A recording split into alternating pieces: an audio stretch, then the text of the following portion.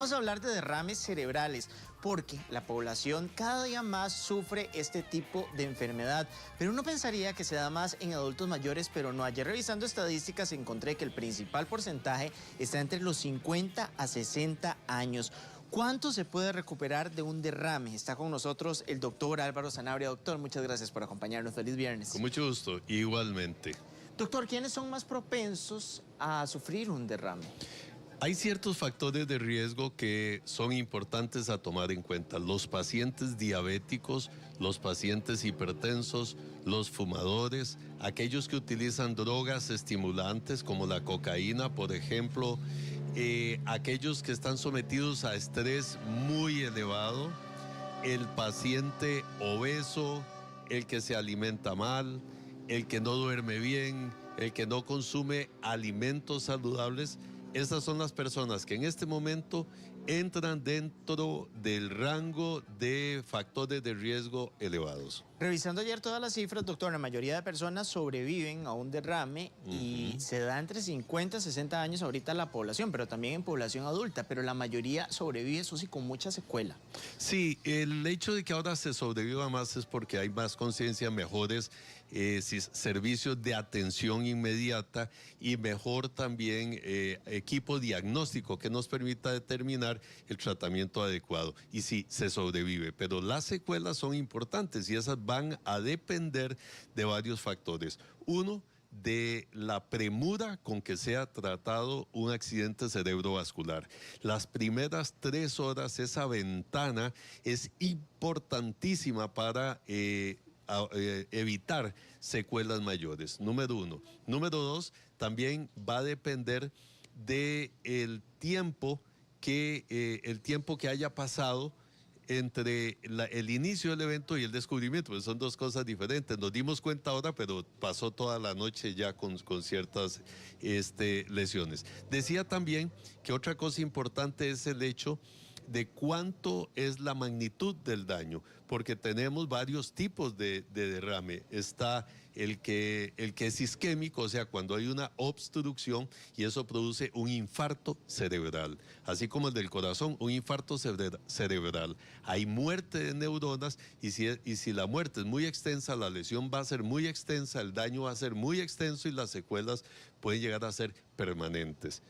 Ahora, si es un daño leve, si es una pequeña cantidad, un vasito pequeño, se detectó a tiempo, se logró tratar a tiempo, entonces las secuelas van a ser menores y la posibilidad de recuperación va a ser mayor. Asimismo pasa con los derrames, como le dice la gente, o los accidentes vasculares cerebrales de tipo hemorrágico. Y tenemos uno que es la isquemia cerebral transitoria. Este evento transitorio, como dice su nombre, es algo que pasa y que no produce secuelas. Tenemos el paciente que de repente se nos perdió, no puede hablar, hasta se le torció la boca, tuvo una parálisis, pero luego recupera. En este caso lo que ocurre muchas veces es una especie de, es una isquemia, es un espasmo de la arteria, como decir, se fue el agua.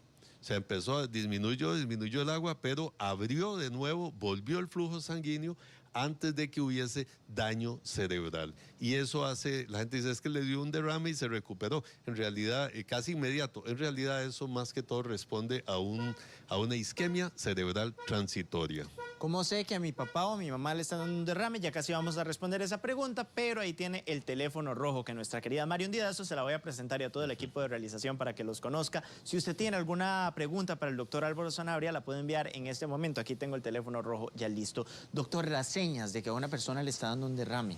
Una persona que no tiene ningún tipo de secuela, una persona normal, mi papá, mi abuelo, un tío o un hermano, que empieza a hablar raro. La gente dice, mira, es que empieza a hablar raro, que no es lo mismo que tonteras, ¿verdad? Porque aquí podemos variar, o tonterías como una demencia, como dice la gente. Entonces, que le cuesta hablar, que le cuesta articular palabra, que dice palabras sin sentido.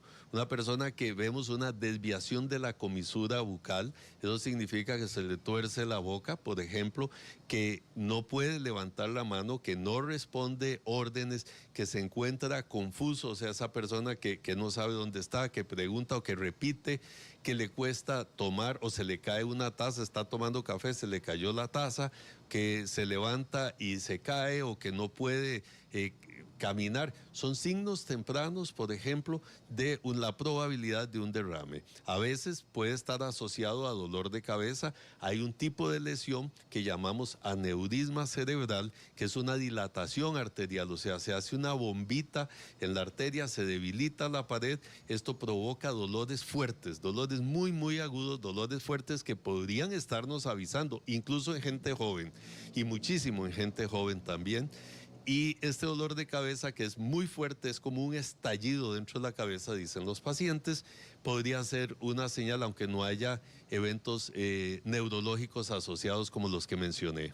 Ahora, doctor, existe un término médico que es la meseta, los 3 meses después del derrame, que ustedes lo ven. En esos 3 meses la persona se va a marcar cuánto va a recuperar.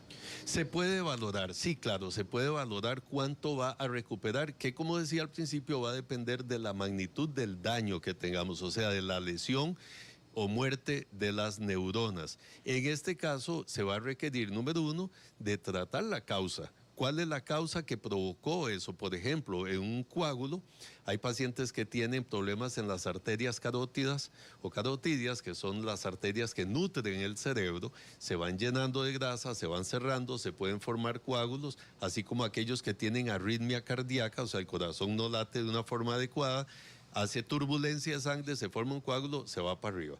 En estos casos hay que tratar la causa. Si la causa se trata bien y se restaura el flujo sanguíneo a tiempo, aunque haya una lesión, la posibilidad de recuperación es importante, o sea, puede llegar a ser alta. Aquí hay que tomar en cuenta todo el proceso posterior, donde es un trabajo multidisciplinario.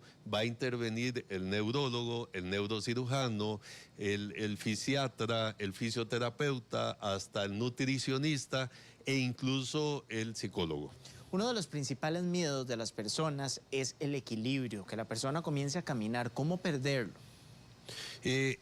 A la hora del Claro, proceso de después, recuperación. Sí, es un proceso, decía, que involucra a varios profesionales. Uno de ellos es el fisioterapeuta, que pueda restaurar y que pueda ayudar mediante la rehabilitación muscular a la coordinación. Está también el foniatra. Algunos pierden la capacidad de hablar también y de tragar. Esto también va a ser importante. En la casa hay que prepararse, hay que eliminar los factores que puedan, o aquellas cosas que puedan favorecer una caída, ¿verdad? Por ejemplo, sea todo lo que son gradas, todo lo que sean cosas peligrosas, pisos resbalosos.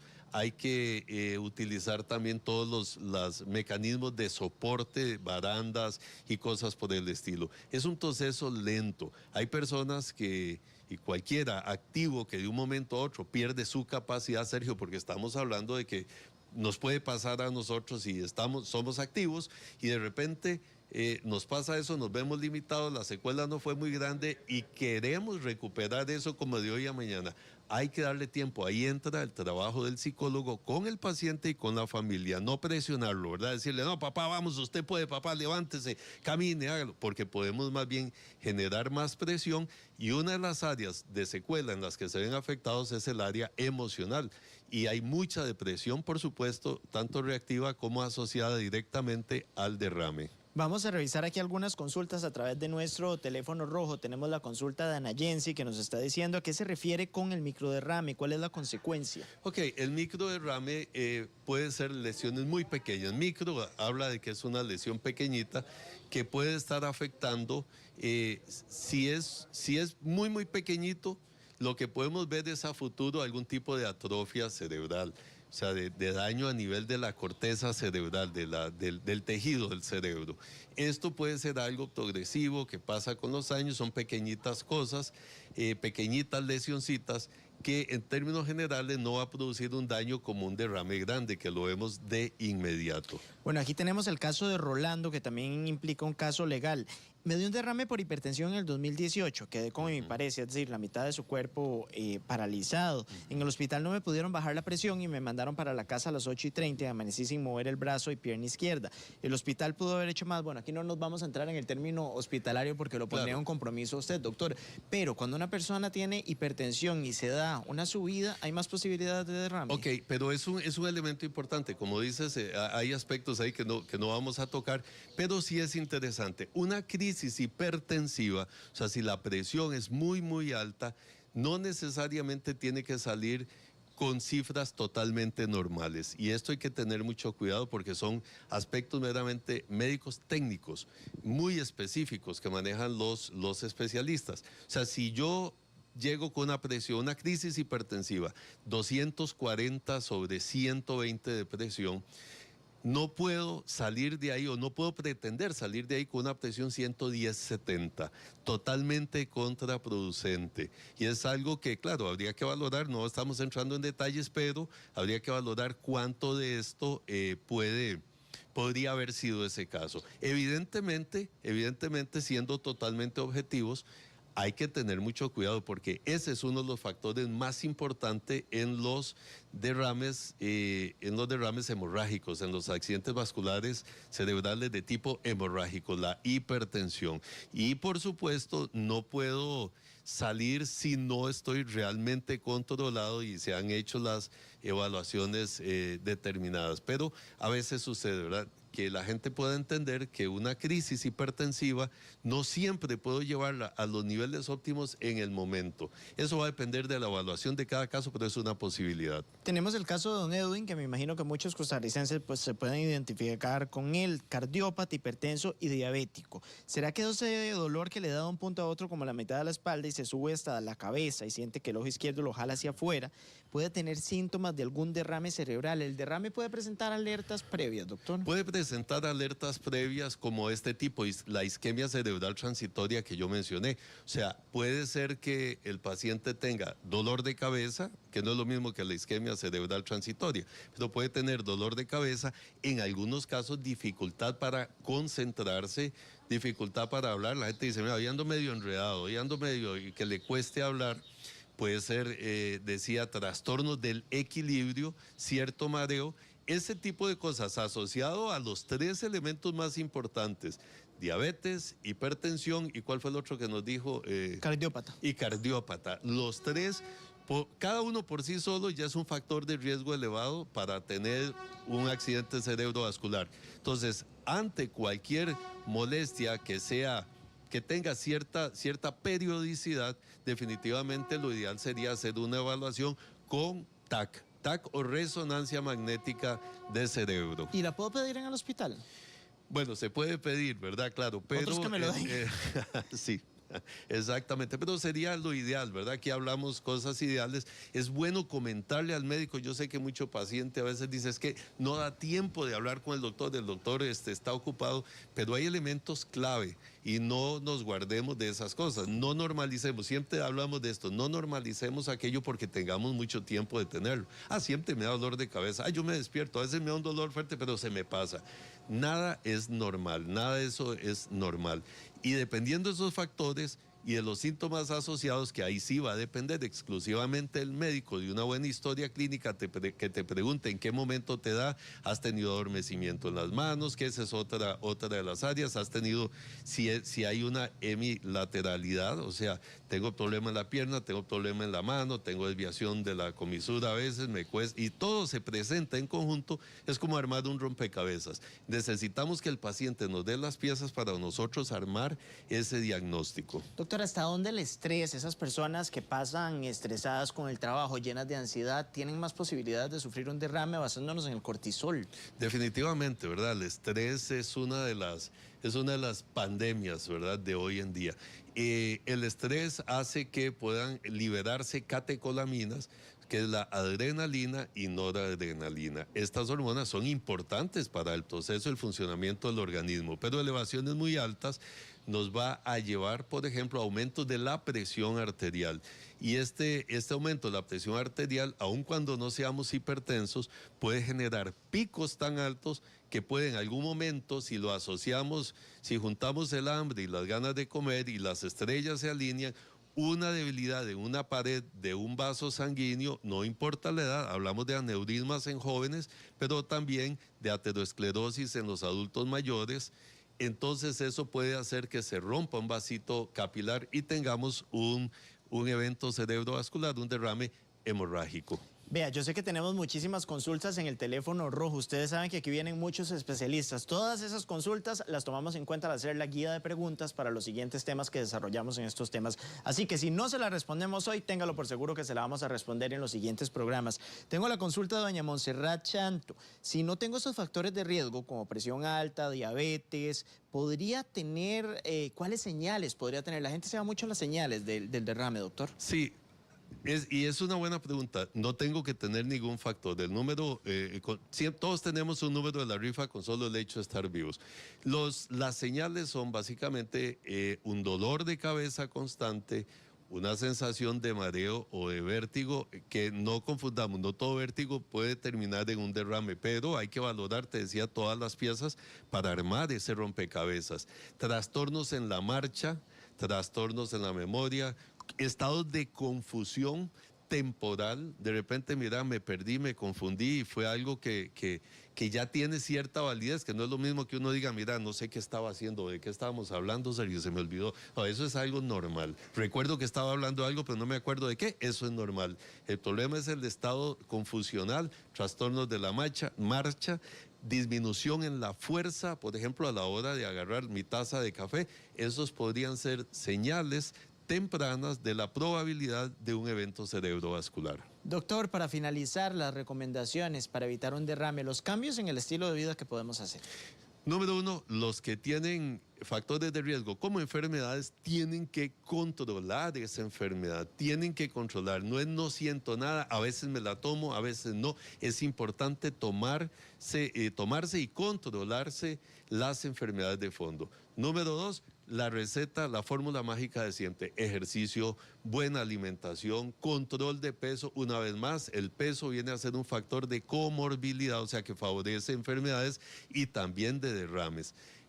Hay que dormir bien, hay que tomar mucho líquido y hay que alimentarse sanamente. Dejar de fumar el que fuma, no intentarlo el que no fuma. El uso de drogas, hay que tener cuidado. Hablo de las drogas ilícitas y aquellas bebidas estimulantes también. El abuso de bebidas estimulantes energéticas también nos puede llevar no me diga a eso. No me diga eso. Doctor, pero yo tomo una con poquita taurina. Ok. Doctor, vea esta pregunta que creo que nos da para desarrollar otro tema en otra ocasión, pero la violencia intrafamiliar puede ser una causante de un derrame cerebral. Sí, claro, porque puede ser un efecto gatillo detonante de enfermedades de fondo. O sea, si hay violencia, esto va a generar mucho estrés y el estrés va a ser constante y esto puede llevar enojos, ira. ¿Qué pasa cuando uno se enoja? Se liberan cantidades impresionantes de adrenalina y noradrenalina, sube la presión y volvemos a aquel efecto de estrellas alineadas, donde entonces podemos terminar lamentablemente con un derrame. Y es muy frecuente, y no solo eso, un susto también, ¿verdad? Un susto fuerte cuidado. También. Oiga, para los compañeros de realización que siempre me pasan pegando sustos.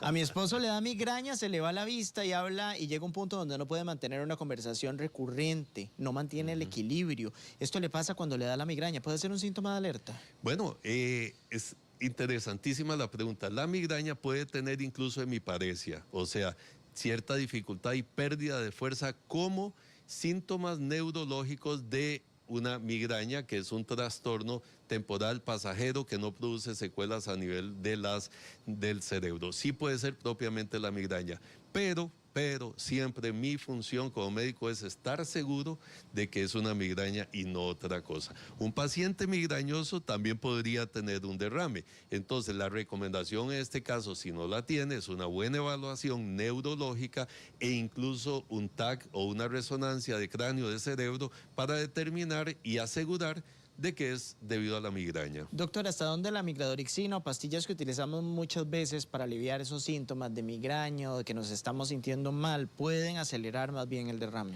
No se asocia, digamos, este medicamento que mencionaste tiene ergotamina.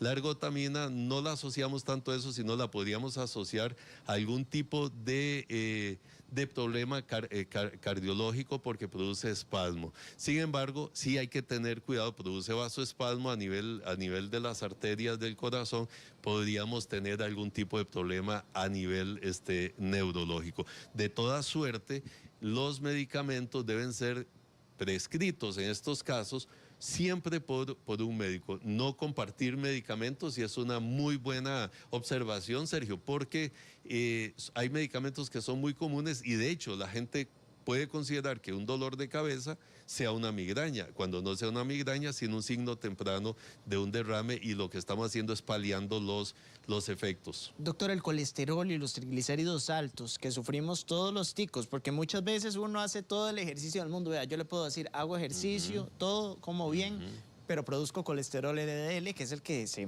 refugia en las arterias. ¿Puede incidir en un derrame? Si una persona hace ejercicio, se alimenta bien, tiene su plan nutricional y aún así produce colesterol elevado, el LDL, que es el colesterol malo, son de baja densidad y es el que se adhiere a las arterias, tengo que decir que probablemente tengamos ya un problema, un defecto de fábrica. Y en este sentido Así salí yo. hay que dar tratamiento definitivamente, aparte de todo lo que estás haciendo.